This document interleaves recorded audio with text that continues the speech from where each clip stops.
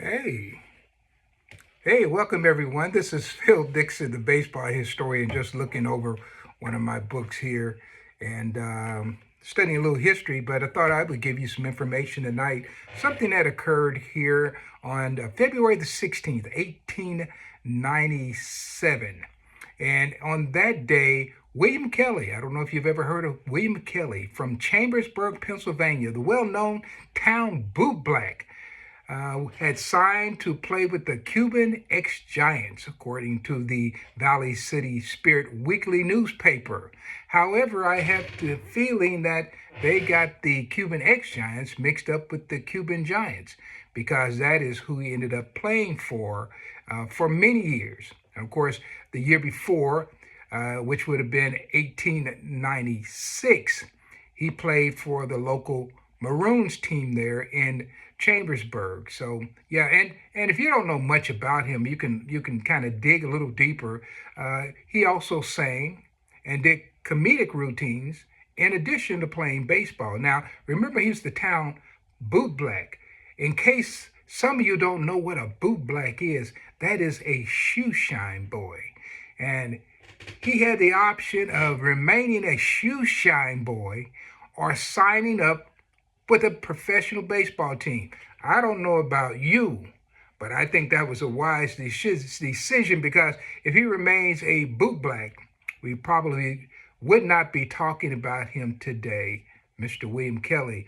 Of course, he okay, he married a lady by the name of Mamie Wolf in let's see, October 22nd, 1902. They went before the Justice of the Peace. Do they still call that the Justice of the Peace? When people go before a judge and get married, I thought people just called it the judge. But anyway, back then they called it the Justice of the Peace. And of course, he went and married this young lady, Mamie Wolf.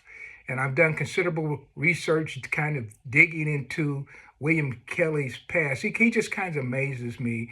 And so often we talk about ball players, but we don't talk about who they were married to. And so I have an opportunity to talk about that. Also, the occupation, being a bootblack, hey, if that's the best you could do, that was a great job.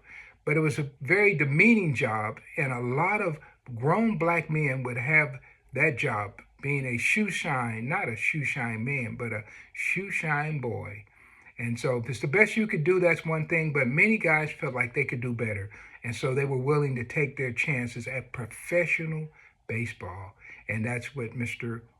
William Kelly, somebody we're trying to remember on this day. And of course, he went on and played with the Cuban Giants. That's the Brights Cuban Giants, who went on to be called the genuine Cuban Giants through 1904. He may have been there in 1905 too. I'm going to check that a little closer on my record because I have written a book on the 1905 Philadelphia Giants, and they did play the Cuban Giants, the genuine Cuban Giants in 1905. So that's easy for me to check out. So I also want to mention that if you look on the various sources online, there is no date of death for William Kelly. So I'm thinking that he still passed away somewhere in Chambersburg, Pennsylvania. And so I'm trying to locate him along with Mamie Wolf. So guys, if you could help me on that at all, I certainly would appreciate it. And feel free to send that information to me. You can go to my webpage, NLB Alive. That's NegroLeagueBaseballLive.com, and you can text me, email me. I'm pretty easy to find on my email. But I do want to just bring a little recognition to someone that you typically will never hear his name mentioned, and that's William Kelly of the genuine Cuban Giants. Thank you.